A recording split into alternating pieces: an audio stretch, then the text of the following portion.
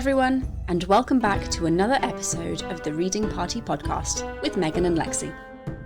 This episode continues our season looking at modern retellings of the Iliad and the Odyssey, ancient epics known for both brutal violence and instances of sexual assault.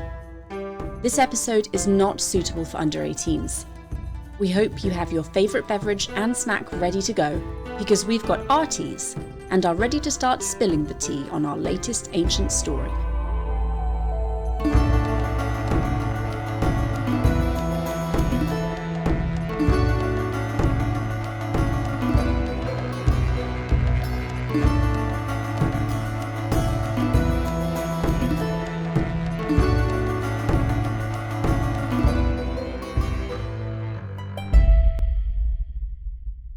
Lexi, hi.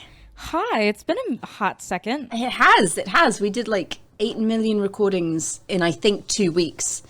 And then you've been busy and I've had, well, my whole family has had COVID. And then we're all mostly recovered. It's fine. Okay, that's good. Well, while you guys were dealing with COVID, I was dealing with nonstop travel for a straight month with no rest. So no rest for the weary. So I just got back from Turkey, from Istanbul, like 2 days ago. So, yeah. Exhausting, but wonderful. It was exhausting, but wonderful. But now I have to get into actual, really buckle down to thesis mode. Well, before thesis, because this is, we all know, more important than your thesis, we should finish talking about Song of Achilles. I want to just start this one off and by saying, I know when we did part 1, I was kind of like hung up on the tropes and I wasn't sure if I liked it. And, I was kind of like, it's enjoyable, but I don't know. Let me just say, after reading the second half, though, the second half completely redeemed it. So I'm like, actually, I love it. It's great. Like, maybe I'll leave it as like a second half is amazing. First half, I could take it or leave it. But like second half, yes. Getting right into it, though, just overall, like, oh my gosh, what did you think? I really enjoyed it. I really, really enjoyed it. So we pick up with them getting to, I always forget the island, but they're at the beach with all the other Greeks ready to leave. And obviously they can't because the goddess is like, no, absolutely not. You can just hang out here for a month or so. But I really enjoyed seeing Achilles' character development, because this is something we talked about last time. How do we get from the kind of happy-go-lucky kids to sulking princeling? And you kind of start to see it, actually, I think, as soon as we start the second half, because he's very much, I don't really care about this war. I'm just going to hang out on the beach with my best roommates, Patroclus, nudge, nudge, wink, wink. And, it's all cool. It's great. We're on a beach. It's lovely. And then we have the Iphigenia thing. And it was interesting because I feel like this adaptation plays it in a way that, again, is slightly different to everything else we've looked at, in that Achilles actually thinks he's getting married. He's part of the trick, but he doesn't realize it is a trick. So he's there, he's ready to get married, and it's all like, he's obviously not super thrilled, but, you've got to do what you've got to do, and Patroclus is still going to be his, best roommate bud, so that's all great. And then, obviously, Iphigenia is murdered horribly by her father. And I feel like that's kind of the start of Achilles', do we want to say downward trajectory? Is that a fair assessment? Yeah, it's kind of like a spiral, right? Like just because I like spiral because it's like that just kind of implies that one thing kicks it off, but you don't like just go straight down. You just sort of start to kind of go down at an angle, but then one thing happens and then you go down more, and then you find yourself at the bottom. So yeah, definitely I would say downward spiral. Also, yeah, I definitely want to just register that most of the time, not only is he like oblivious, but he's just not even told. So from having him be like not even aware that anything was happening to, okay, maybe I expected, okay, maybe they would just sort of tell him to go along with it, but tell him the real, I don't even know. But I've learned not to assume with adaptations. So I'm kind of like, I don't know. They could have just told him something, anything. Yeah. So it was weird. I mean, the murder of an innocent child never gets any easier in any adaptation, right? I mean, but it's interesting. They're all done so differently that we have kind of a staple of Iphigenia murders to sort through now. Is that terrible? No, you're right. They're all they're all different, and they're all horrific. They're all horrific. I don't know, like, at this point, we have so many Iphigenia murders that I can start to compare, like, the actual scenes and the moments where I'm like, okay, well, I can start ranking them of, like, worst to not horrible. Worst to least worst. Yeah. Although there's, I suppose, no version of least worst when you're murdering a child. But sure. I don't know, is there anything that surprised you about at least the first part of the second half? Yeah, I think how very unwilling Patroclus was to engage in the actual fighting. Because you kind of get a hint of that early on, because he's more interested in the surgery side of things when they're living on the mountain, and he's like gets in trouble for sneaking off from his warrior lessons, I guess. So, but I was still a little surprised. He just has absolutely zero interest in any of the fighting or any of the glory or any of like the hero stuff. And it goes from him kind of just being expected to go to it's described as he went every day, and then he went maybe a couple of times a week, and then it was maybe once a month, and then it was really just when Achilles asked him to go. The rest of the time he like hangs around the camp and spends time, when Briseis arrives, spends time with Briseis and takes up being a doctor. And it was nice. It gave a nice contrast to Achilles as this like uber warrior, to have Patroclus be like, actually no, I'm good, I'm just gonna hang around and do things that don't involve killing other people. I really was surprised by the whole, I mean, I think maybe it makes sense because I'm influenced by, well, one, the original source material, but I mean, if I'm thinking about adaptations, I think I have this image of the Patroclus from the Brad Pitt Troy, because he's so eager, you know, he's like, I want to go and fight and you won't let me and I'm blah, blah, blah, blah, blah. So I think I just have this perception of him as like a young, eager guy, and the reason he couldn't go fight a lot was only because he was young and inexperienced, not because he genuinely hated war, like didn't want to go kill people. So that really took me by surprise, and I really liked actually how he sort of helped with the sort of camp doctor and then became a doctor, and then once Briseis is added to the mix, I love how she was like, well, I can show you the herbs of the land, and I can show you how to be more of a healer, and I'm familiar with this land. Because usually, I feel like, maybe in some of the stuff we've looked at, but usually, the relationship between Patroclus and Briseis isn't super well fleshed out. And so for this one to have like a full-on build-up of, we work together, and then we're friends. And then I got so caught by surprise. So for anyone who hasn't read this, Briseis, I know in all the other adaptations, like the movies, she's like going straight for Achilles. But I was like, in this one, she actually doesn't really go for Achilles, but she's like approaching Patroclus and being like, have you ever wanted to be a father? Oh, well, I can bear your children for you if you want them. I have a uterus if you're interested. I was like, are you offering yourself as a surrogate? Or is this like the first surrogacy?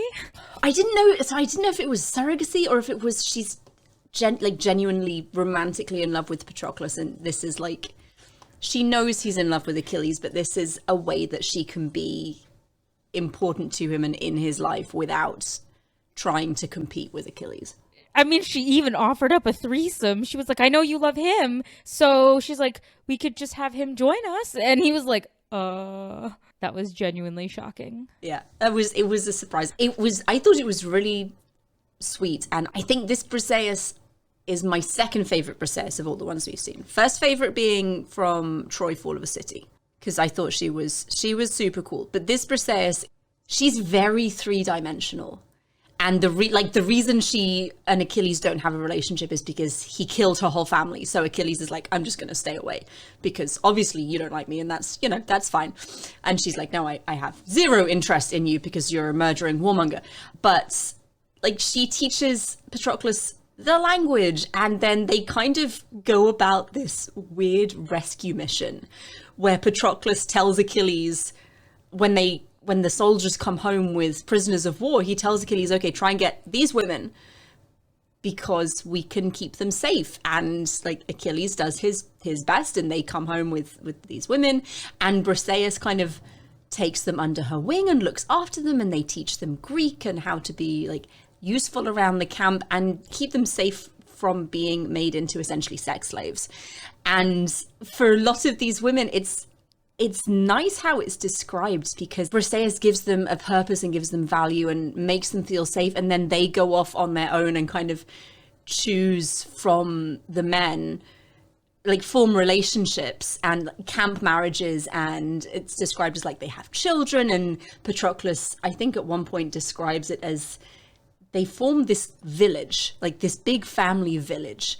And it was a really, really nice dimension to something, because obviously they're there for 10 years. It's not a short war, and people do form relationships, and obviously there are going to be children running around, which is something you don't necessarily think about when you read the Iliad, or when actually you read any of these other adaptations. There aren't children in the Greek camp, and there very obviously would have been, because you're like taking all of these women as slaves, and we all know where babies come from, and it's not the storks. So I really enjoyed that whole little added bit of detail. I guess I want to point out when Agamemnon takes Briseis, we were kind of like, from the Achilles we're used to, we were kind of like, so how is he going to react to her being taken? And I don't know, was it kind of what you were expecting? Because I mean, it hewed closer to the traditional source material. It's not super far like in Wrath Goddess, but I wasn't expecting it to be so close to the original, because I couldn't see how Madeline Miller would get the Achilles we had to the Achilles that we would need for that particular thing to happen. But I think it worked very well, and because throughout the second half of the book, until you get to that point, you see Achilles becoming slowly but surely more and more arrogant, because I think he's never had the option or the opportunity to show really how much of a warrior he is and how good of a fighter he is. Like, he knows he's the best, but knowing something and then being able to actually compare yourself to other people doing that same something and realize, oh my God, I am so much better than literally all of you. This war would be over without me. And then you start to remember he's what, a 19-year-old kid? Mm-hmm. I mean, a little bit older, obviously, because they've been there a couple of years by the time Briseis arrives. But he's a child, essentially. And he's a child who's been thrust into the spotlight. And a big thing is made of him by the rest of the soldiers, especially right at the very beginning of the second half. You've got all of the combined armies of the Greek kings chanting his name. And it's described as when he comes out on deck, when they finally arrive with the rest of the armies, like the sun shines off him and he seems to grow in size, and it's clearly Thetis like making him, like shining his godhood, I guess, and making him more magnificent for the mortals watching. So that's kind of where it starts, and he's, like I said, he's got this arrogance now. He's got this kind of hubristic notion, and he's not wrong, right? The war would end without him. He's gone from this kind of nice, gentle boy in love with another very nice, gentle boy to this kind of arrogant, like late teen, early 20s warrior. And I mean, what Agamemnon does is an absolute slap in the face. And in that context, with the changes that Achilles has been through, actually, it makes a lot of sense, the way he responds to Briseis being taken. And what I really liked about how Madeline Miller does this is she makes Achilles the bad guy, which I was definitely not expecting, because in all of the others, he's powerless. He can't stop Agamemnon taking Briseis, and he goes and he's mad and he mourns her, and depending on like what edition we're reading. And in this one, he lets her be taken. They explain that there's not an awful lot he could do. I mean, if he really wanted to, he could go and get her. It would cause problems, but he could do it. He deliberately chooses not to, because by Agamemnon raping Briseis, that creates this huge moral point of conflict, not just for Achilles, but for the rest of camp, which gives Achilles an excuse, essentially, to challenge Agamemnon. And that's what Achilles is driving at. And that is why Patroclus, so in this adaptation, Patroclus goes to Agamemnon like with a knife, and you're convinced, oh, he's going to go and fight for his best lady friend. No, he cuts himself to swear a blood oath, like, what I say is the truth. And he explains to Agamemnon, look, if you rape this woman, you will be letting all of hell loose. Treat her well, and Achilles will have nothing against you. Like, nothing legally, I mean, legally is probably the wrong term, but like nothing morally, ethically to come at you with. So you will keep yourself safe. And by doing that, Patroclus keeps Briseis safe. And then Achilles is super pissed at him because now, like, his whole plan is in ruin. But it was very interesting the way that she twisted that to make Achilles the bad guy. What about, sorry, that was a super long answer. What about you? No, but it was so good. It was so good. And I mean, you're spelling it out for everyone who hasn't read this adaptation. So I definitely want to say that it caught me by surprise, because normally this, again, the idea of Patroclus is know how to stand by Achilles no matter what, blah, blah, blah. Mm-hmm. Kind of, just broken record. But then to have him go to Agamemnon, and when you're thinking, so how does he, how does this all happen? I mean, I really thought that Patroclus was going to go, like, kill himself, not even just swear a blood oath. The fact that he was like, I'm going to slash my wrist right here in front of you and, let myself die. I was like, what? And then, of course, he doesn't. But that was shocking. Yeah, for sure. And then, yeah, the fact that he clues Agamemnon into this, and he's like, aha, okay, you're willing to betray your best roommate. Okay, I like this. No, that was definitely shocking, but definitely appreciated. So I was like, I mean, sucks to suck for Achilles and Patroclus, but hey, Briseis is safe. Yay! No brutal rape in the ancient world. That was a sort of half victory. Yeah, it was interesting how I kind of enjoyed how she did the whole Patroclus would sort of sit there and get through the worst, and sort of as things were getting bad for the Greeks, I think she has that beautiful scene where she's describing the Greek ships being attacked and burned, and you have Patroclus making this very, very emotional plea where he's like, look, man, our ships are freaking burning. If they burn everything, we're not only trapped here, but we really won't go home. And he's like, what if they come here? You're going to let them come to the beach and burn the ships? And Achilles gives him some flippant answer, right? Where it's like, well, if they come and attack my ships, okay, I'll defend it so I can have a route home. But no, I'm going to let everyone else just be screwed. That was quite shocking. And so to have and see him just sort of sit there on principle. That's the thing. It's principle. Yeah, he was just like pouting on principle, where it was like, no, I was disrespected. So even if I want to, I can't fight. No. And I was like, oh my God. It reminded me of people that I've encountered in life who will do something so annoying just based on principle. And I'm like, I understand, but you know what? This is like life or death. This is quite important. Can you just pout later? Maybe not do the thing that you're doing. Exactly. So it definitely reminded me of like people I've met in life that do that. And so it made me pissed remembering those. So it made me more pissed at Achilles. And I was like, all right, man. All right. Although I was really curious to see how the beginning of the end would come for Patroclus, right? Because in some adaptations, he steals Achilles' armor and just like runs out and tricks people.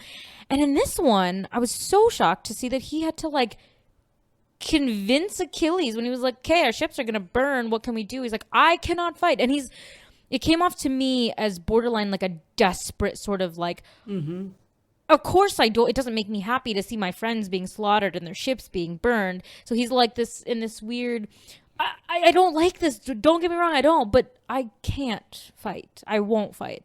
So maybe I was also influenced by the guy reading the audiobook, because he wasn't like he doesn't act really. It's all kind of, it's a a soft voiced man who can't put too much emotion in it. So I don't know. The impression I got was it was a sort of desperate, like, I'm looking for an excuse, something, you got to give me something, I can't go.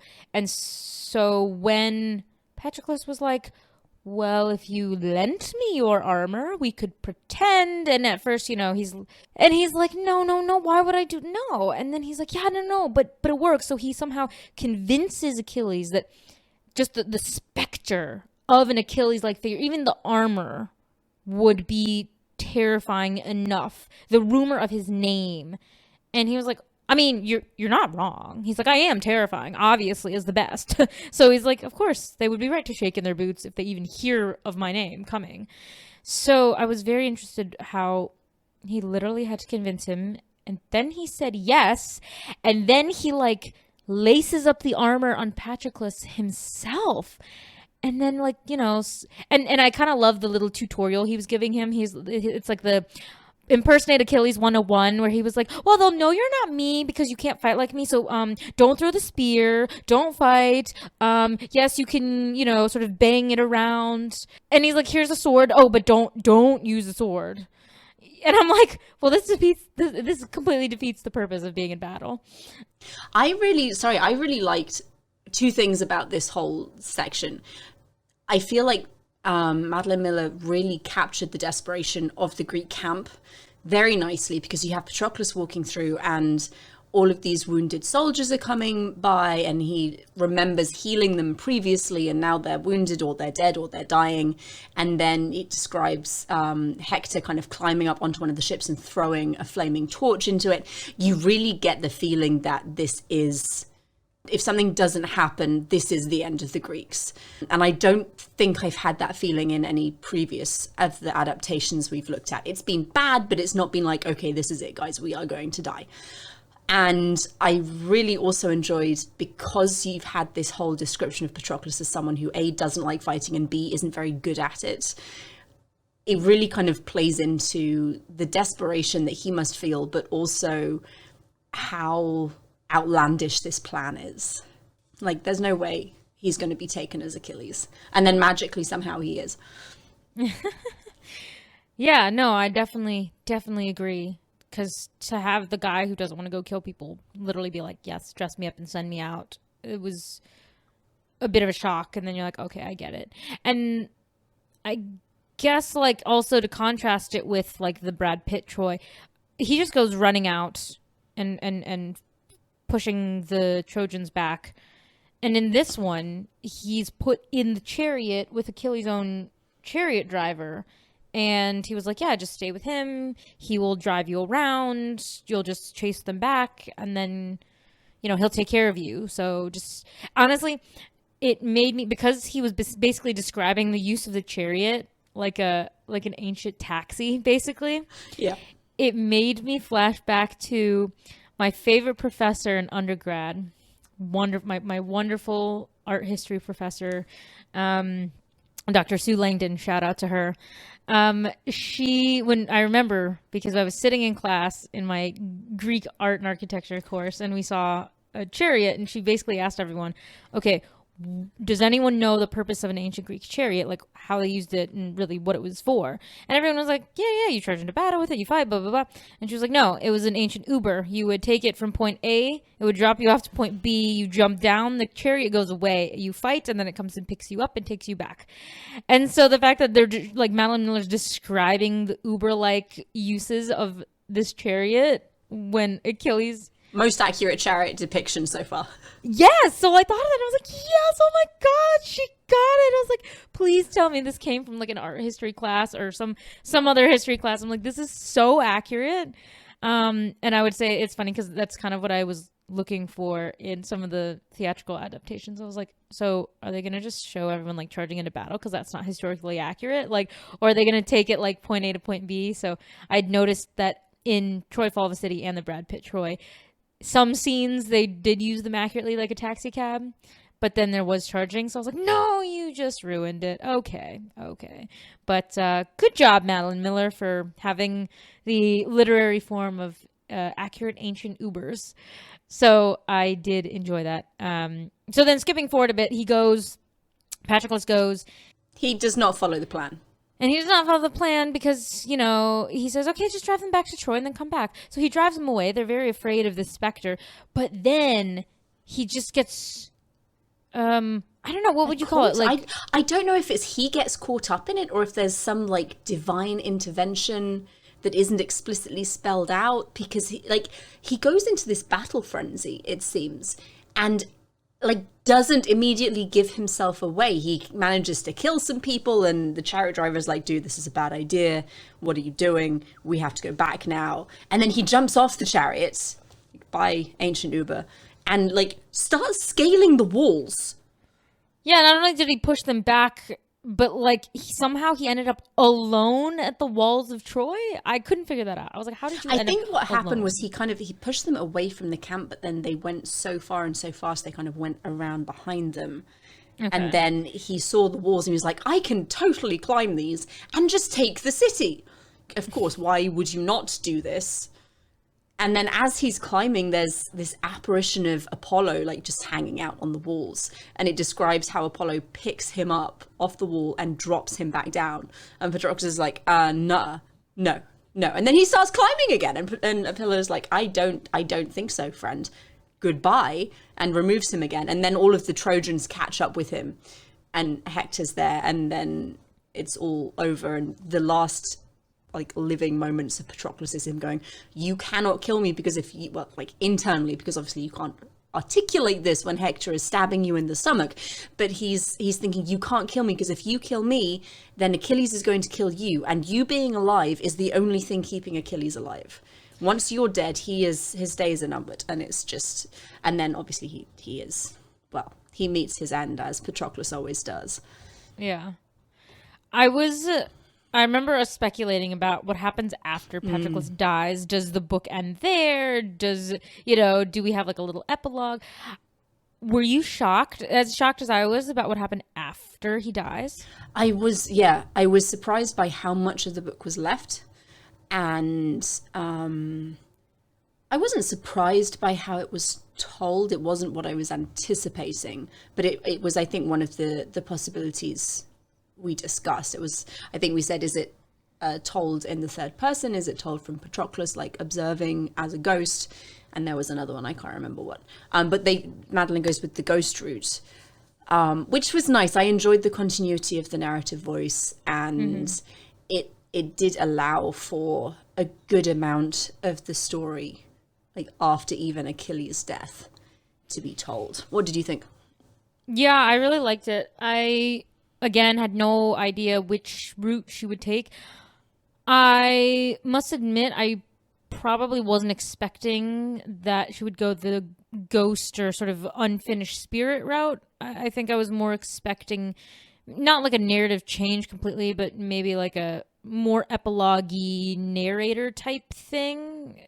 But I actually really enjoyed how it went much more, because then that way you don't have to sort of adjust to anything. It's still Patroclus, but just from a really different perspective. So I did enjoy that. And yeah, I mean, the whole time he was dead, you just kind of see and hear of what happens. I was shocked that ghost spirit, I want to say, like, he's not really a ghost, he's like a wandering spirit, but I don't even know what to call him, so I'm calling him ghost spirit or spirit ghost.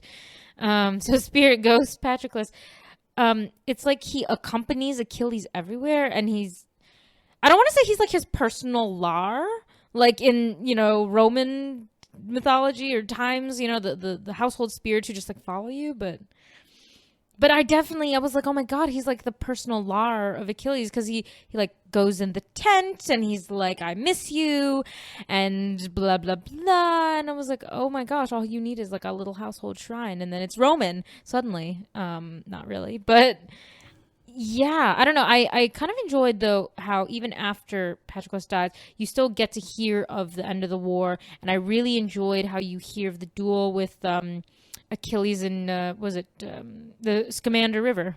Mm-hmm. Also, I think, now that I'm remembering, I don't know why I was caught off guard, but Patroclus dueling Sarpedon, that was a new one for me. I was like, wait, what? He's dueling Sarpedon? Mm-hmm. Okay. So yeah, there were a couple things that just caught my attention. I was like, Patroclus duels Sarpedon, and Achilles is actually dueling the Scamander River. I thought the god duel was a really nice touch, because we know how amazing Achilles is in battle. So I feel like if it was just a duel between him and Hector, this version of Achilles, I mean, we see it, he cuts him down instantly. kind of like in Wrath Goddess, actually. So it wouldn't really have been the epic duel that maybe we're expecting, but with a river god, he's more than a match for Achilles. And you get a bit more of that excitement and a bit more of that epic flavor, I guess, than I think we would have done if it was just straight up Achilles and Hector. True. Also, wait, am I remembering this correctly? Did we get the whole, after Patroclus dies, there's a fight over Achilles' armor and the Trojans have it, so then Achilles still needs his new armor like in the original source material? Or I don't remember that being, excuse me. I don't, so they do have his armor and Thetis does bring him something else, but it's not, I wouldn't say it's like a major plot point. No, that to me that was one of the little nuggets for classicists. But just because for those who are unfamiliar with the original source material, Patroclus's body is stripped of Achilles' armor and it is taken as a trophy by the Trojans. And then when Achilles needs to go and fight, he basically prays to his mother, who brings him new armor forged by the gods, essentially. And in the Iliad, we get this beautiful description of the armor. So we get basically an ekphrasis, which I remember going over 100 times because two of my professors, they loved ekphrasis. So they loved watching and describing the armor and the scenes on the armor. So when I think what I read or listened to was it was like 3 weeks ago. But when I listened to it, I think I remember that it was kind of a minor thing, which is, oh, hey, I brought you new armor. But to even include that, I was like, oh my God, that's a nod toward us. Yeah, it was cool. And then you kind of, during the extended fight with Hector, it's described as he's wearing Achilles' armor and it doesn't fit him quite properly because he's, I can't remember if I think he's a bit taller than Achilles. So like the greaves don't fit properly. And it was a nice touch. It wasn't the ekphrasis maybe that the Iliad would have us include, but it was a nice touch. Yeah. So again, with the duel with the Scamander River, he's more than a match. It seems like Achilles is tiring and actually going to lose because he was like, I'm a god. And as much as you think you are, he's like, you're not one yet. And he's so cocky and arrogant at this point that he's like, no, I am, and I can beat you. So he does actually beat back the River Scamander and is allowed to continue, which I thought was a really cool touch.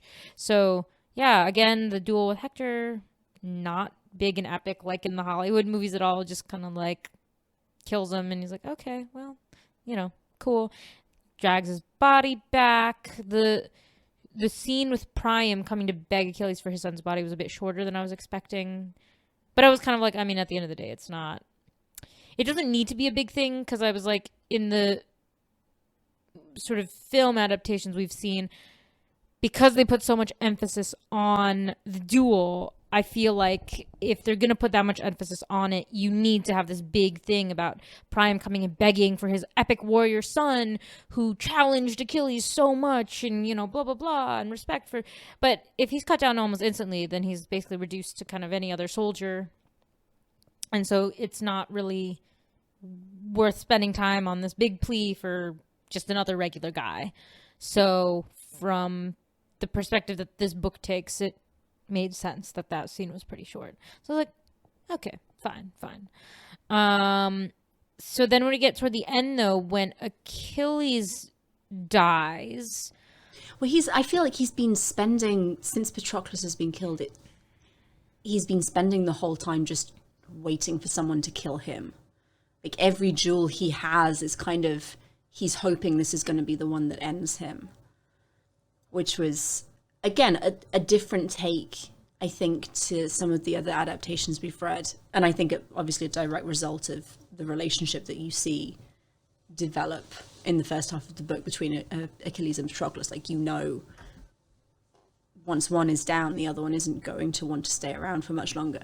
So the end, Achilles' end, he's like described as almost skulking around the battlefield like this old, tired lion. He's still deadly as hell, but he's done. He is so tired. And it was a really poetic description. I liked it. Mm-hmm. So I want to get into, because there was still, I thought maybe then it would kind of end with Achilles' death. There's still a bit more after Achilles' death that I was not expecting. How much did you hate Neoptolemus? Oh my God. I was like, you fucking little prick. I could just. He was the worst character in the whole thing, easily, and I am very glad he only turned up at the very end. But it was hard because I was also balancing like the version of him that we got through Andromache's eyes in Ships, in 1,000 Ships.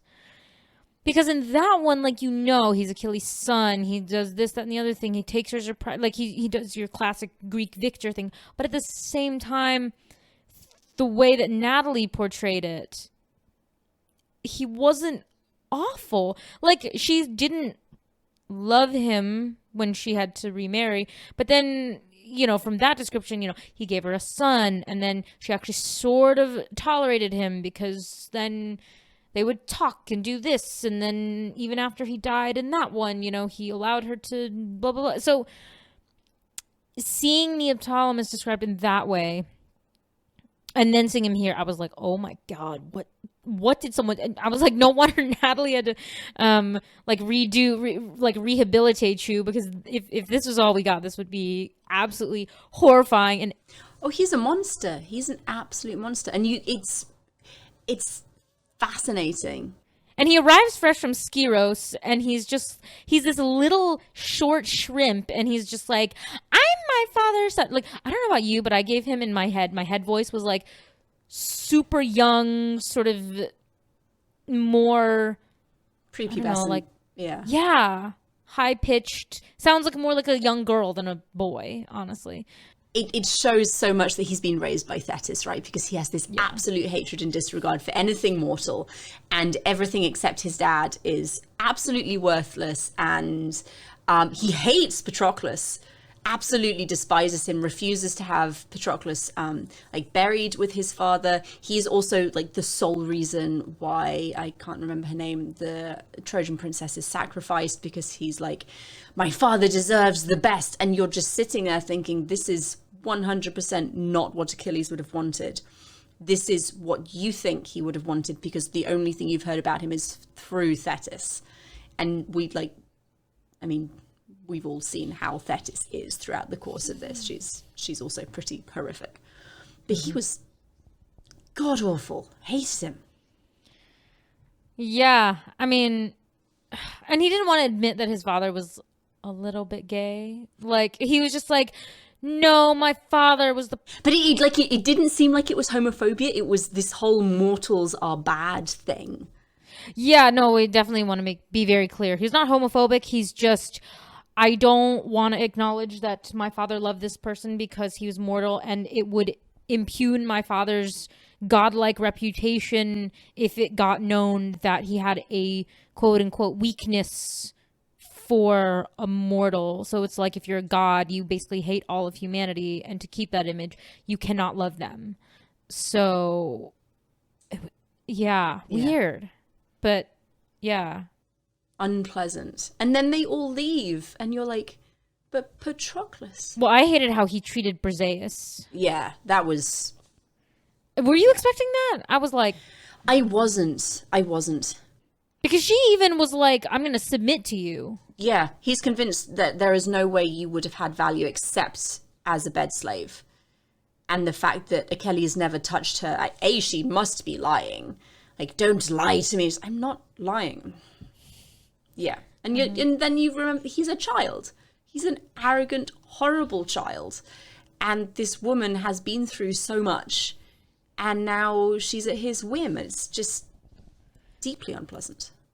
And her ending was shocking, because you think she's going to get away, because, you know, she submits to him initially, and she's like, well, I guess I'll just... And then when she sees that he's completely horrible, she was like, I'm going to try to kill him. And then, of course, she didn't realize, like, how hard you have to work to, like, kill a dude. So she basically tries to, like, stab him, but she doesn't drive the knife hard enough. And so he's, like, bleeding, and he gets pissed. But she, like, runs away and then starts swimming. And you're like, okay, she's going to do it. And it's described as her being so far out that, like, no person could actually hit her. But, of course, this is the son of Achilles, so he's the only person who has that skill. So he, like, throws a spear, and it hits her. And then she, like, drowns. And then I think he tries to find her body, but can't. Yeah, and can't. I did like that she was finally free. I did like that too. But also I wish she hadn't died. I wish she hadn't died, but also, I mean, I guess if her home, her city was burned, the Greeks won, and then neither of the two people she cared about most, sort of, were gone, and there was no one to protect her. I was like, no, her life would have been so shit and so hard if she had survived. So I'm like, no, and at this point, for me, I was thinking, at least she gets to die in Troy. Yeah. So she's not taken far from her home as a slave and then dies in a foreign land. I'm like, she gets to die in the sea. I was honestly trying to remember. And it was so funny because when I was in Turkey, I took a day trip down to Troy and saw all the layers of Troy, 1 through 9. And so I saw, I mean, it's quite inland. There is water, but you have to go out and sort of toward the coast. And so I was thinking, like, the closest real sea that's not the Mediterranean would have been the Sea of Marmara. But it's interesting because I know that sometimes it's mentioned in certain adaptations that there's like a Sea of Propontis. And I'm like, I really don't freaking know where this is. But clearly not next to actual Troy. So if there's anyone who actually knows where this Sea of Propontis is, where, pray tell is this, because it's not near the actual site of Troy, any of them. Inquiring minds want to know. I do want to know. I'm very curious. But anyway, yeah, so I'm like, the closest sea is the Sea of Marmara, and then you have just like the Aegean, Mediterranean, whatever. So I was like, yeah, so she died kind of far, but also there in Troy. So I was like, good for her. And yeah, so then everyone leaves. And you've got Patroclus just kind of hanging out at Achilles' tomb because he's not been buried. Yeah. And you're like, well, yeah. And then Thetis shows up. And they have an interesting convo between spirit and goddess. And you're thinking like, oh man, she still hates this guy. Like, what is she's not going to help him. And then she's like in such pain over her son, though, that she was like, describe him to me. And I was shocked that she like stayed to actually listen to this. It was a nice, because these are like the final scenes. It was a nice ending because you've got Patroclus remembering the man he loved. And not just the battle-hardened warrior. You get like all the nice stories and like the way the sunlight shone on his hair and yeah, and then you just get all these like good memories. And I'm sure that you know talks about their little sabbatical and just like all the good things that happened throughout their lives together. Which is all stuff Thetis missed, because even though like a big thing is made of her being able to see him, it's not like she participated in any of this. And I don't know if it's made explicit, but I strongly suspect she chose not to participate because that would have meant lowering herself into the mortal world, which is so much against everything that she is and everything she believes in. So she missed almost his entire life. And I felt, again, it's not made explicit, but I felt like she was probably regretting it, especially seeing like Neoptolemus is dead as well. He was like her last shot at having one of her descendants. And he died not too long after he got back to Greece anyway, so yeah, it was a really nice scene for me. And then she gets up to leave and she's put his name on the tombstone with Achilles. And then he kind of like disintegrates into the afterlife. Yeah. No, I thought that was, I mean, after all that we've been through with Thetis, she's like the last person you would imagine would finally give him the eternal peace that he's seeking, because he was literally like, unless I am buried, or at least if I don't have a grave with my name on it, I cannot enter the afterlife. And sort of he talks about, this idea that being without Achilles for eternity is unbearable. And he's like, please, please, please. I mean, and I felt so bad because before all the Greeks left, he was like begging, he begged Odysseus, and he was like, Odysseus, can you talk to Neoptolemus? And Odysseus tried, yeah. Oh, he really did. And he was like, we should bury everyone. Your father would have wanted this. He said he was his closest companion. And Neoptolemus, of course, is just like not having it. He's like, no, of course not. But I just felt so bad. I mean, it was literally like begging everyone until the Greeks left, and this sense of overwhelming despair when they leave. And he's like, well, I guess I'm never going to the underworld. So I guess, yeah, when the Greeks left, I expected, no, he was just going to be stuck forever. And then when Thetis came, I was still thinking up to that point, oh, she's just coming to have like a last laugh with him. And I was expecting more gloating from her. yeah, I was just going to be like, ha ha ha, my son is going to be remembered forever. He has this ginormous monument and all this stuff. And yeah, you're... And he's safely in the afterworld, away from you, and you can't, like, pollute him anymore. And yeah, so I was like, yeah, so I think it was just a really happy sort of surprise for her to be like, thank you for humanizing him. I will do you this one final kindness. And phew, here you go. And then the book ends, and you're like, oh, what a beautiful ending. What a beautiful ending. It was a very good ending.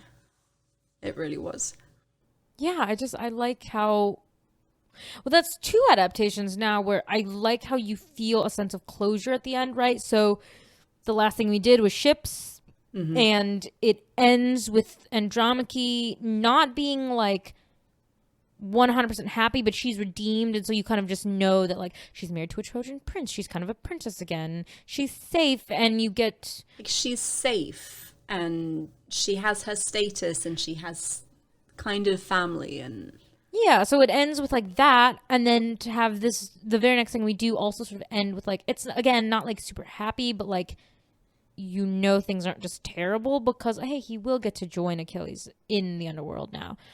I really have learned I like these sort of closure endings, not happy not happy fairy tale for sure, but closure. And that's, I think, one thing that like we didn't really get with Troy Fall of a City, right? Because that ended right before they left Troy, but you knew it was just gonna suck for everyone, and it was just... But I mean, again, it fit the tone. It was gritty and stuff, so you're like, okay, well, I'm not expecting... I wouldn't even expect closure from that because of how gritty and gory it was. The Troy movie, well, because it's a movie and it's Hollywood, they have to kind of end it on some sort of epic thing, so that's kind of closure-y with the funeral of Achilles. So again, not really closure. I don't even at this point. I'm trying to remember, how did the Helen of Troy end? Was that closure, or was that tied up in a bow Hollywood style?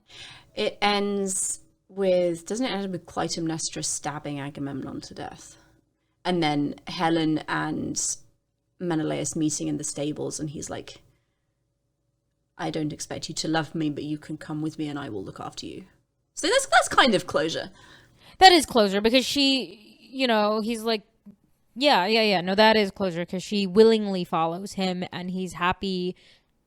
He's happy that she's coming back and is willing to sort of be his wife again. And now I remember I did like that a lot better, because that was also so different from the last thing that you have Menelaus say to Helen in Helen of Troy was the, you don't have to love me, I'd take care of you if you came. So she goes, versus the one in Fall of a City where she's like, you can have my body in your bed, but my heart will remain in Troy. And he's like, great, that's all I need you for. You know, and I'm like, okay, well, that's not closure. That's just fucking horrible. So yeah, no. That's just trauma. Exactly. PTSD. So I guess I definitely learned that I like closure. I don't need fairy tale. I don't need tie up in a bow, have everything be hunky-dory. I just need some sort of finality where it's not, where, you know, at least it's not going to be like horrid. Yeah, I don't know. So I guess overall I can say I definitely enjoyed it, especially the second half. Would recommend, would read again, would recommend the audiobook, because it is read by this man with this incredible, like, soothing, dulcet voice. It's super calming, although you might actually fall asleep. I did like 3 times. But it's quite wonderful. Make sure you have a coffee when you read it. Really, you do want to, or I mean, you probably wouldn't fall asleep if you're just like doing stuff. I mean, I made the mistake of, I was like lying in bed in a dark room at night, and I was like, I'll just listen to this as a bedtime story. And of course, I'm in an environment where I'm like, I'm gonna fall asleep. So maybe just don't lie in bed if you're semi-tired, because you will fall asleep. As long as you're like sitting up on a couch or walking or doing things, you'll be fine. I don't know. Yeah, any ending thoughts about the book? I think just that I really enjoyed it, and I am surprised, honestly, that we're this far into the season. We have, 2, maybe 3 things left to cover, and somehow things are still new. People are still finding new ways to explain things, new ways to describe things, new little plot twists on a story that is so very old and so very well known. And it could feel very overdone. I was a little worried going into this that I would just be sick of the Iliad by the time we finished. But there's so much variation in everything that we're looking at and how people relate to the story and how they retell it, that it's really very, very enjoyable. Yeah, that kind of sums up how I was feeling as well. Because I mean, we've gone through 5, 6 something adaptations now, and I really thought at this point that I might have a little Troy fatigue. Like it's never happened in the past, because I've only ever been asked maybe at one time to go through 2, 3 at the most versions of it, and at that point I'm like, okay, whatever. But I've never been asked to do this many, or not even been asked, never been interested in going through this many in a row without a break. It's not something that really occurs to you. I know, this summer I'm just going to sit down and read and watch every single adaptation of Troy I can get my hands on. Who thought this was a good idea? Turns out it's actually a spectacular idea. I highly recommend it. Yeah, so, I knew it was funny just because I was reflecting on how we made the decision, and I was thinking it was a bit funny because I was like, are Megan and I insane? Like, why did we have to pick? I mean, yes, but also I was like, why did we have to pick, like, why did we say we were going to do like 10 Iliads? I was like, isn't that a little too many Iliads? Like, maybe we should have just said 5. But I'm really excited because every single one I've actually enjoyed. I've not tired of it. And if anything, I'm excited to see a different one, even though I should be kind of tired of it. I'm like, no, I don't mind. Like, let's do something else. So that being said, join us next week for another adaptation of the Iliad. Exactly. Woo woo. Oh my goodness. I'm doing so many Iliads. Yeah, well, I guess the last thing I really wanted to ask you is now that we're roughly halfway through the first season, I don't know where we are. We're roughly somewhere halfway. From when we did our predictions at the beginning, has this adaptation helped move you either way in terms of changing an opinion that you held before? I like Achilles more than I did previously. He's obviously still a bit of a dick, especially with the whole Briseis thing, but I feel that having the account of his adolescence, I guess, it's done a lot for me to like round his character out and kind of humanize him in a way that I'm sure Thetis would hate, because he's not human, he's a god. But I wasn't expecting to have an adaptation where I really did truly like Achilles. Wrath Goddess excluded, because I feel like the Achilles in Wrath Goddess is just so outside of the source material. But this is I think relatively true to the source material, and this makes a sympathetic Achilles. Even with the bad stuff he does, he's still for me a sympathetic character. What about you? I think definitely same, like having this account now. But honestly, more than Achilles, it's rehabbed Patroclus for me, because I just know that beforehand you know him as Achilles' roommate, friend, special beloved one. But he again played sort of, he was to me in a lot of adaptations, he's just like a character device, right? Yeah. Like he's used as a device and not, he's plot. Right. He's not ever really his own person. I mean, they try to give him some personality. So, in the Brad Pitt Troy, they make him, okay, he's his cousin who's totally platonic, who is just very young and eager and then gets killed out of his eagerness. And I'm like, okay, well, that's not really 3D. That's just you're making him young and eager and does a stupid thing, gets killed. I like that platonic cousin. I love how I have to make a distinction. Yes, platonic cousin. But so, you have things like that. And then he was done a little better in certain other, they sort of made him a little more of a person in Troy Fall of a City, but again, not really. And again, the relationship with Briseis in that one was not, he was kind to her, and then they have a threesome, and then he dies. Right. So that's not enough time. There's no description of how long is this relationship or friendship or whatever it is. It was nice to have Patroclus as a main character, you're right, rather than a plot device. So I definitely appreciate Patroclus more. I would say, I have stronger feelings about him now than when we started this, when I was like, he's just a cursory character, you throw him in, you know about him. He's a dude, yeah. Exactly. So I definitely think that this did a lot for rehabbing Patroclus for me. As well as Achilles. He went from one-dimensional WWE fighter brawler type dumb brute to actual sensitive human, but also he was not the philosopher warrior type that I was expecting from a David Giazzi, Troy Fall of a City. So to not even see him in this philosopher warrior space was also interesting, because I felt like if you're a philosopher warrior, you've got the sort of you can use the moral high ground for not fighting. It needs to mean something excuse. But for her to take a very different tack and just sort of use the human thing, that was a third dimension that I was just not prepared for. And I really liked that there is an adaptation that does that. So definitely can say I very much enjoyed this portrayal of the both of them, and even smaller cursory characters like Thetis. They mention her in a lot of other things. You just know she's the mother of Achilles. I could have done without Neoptolemus.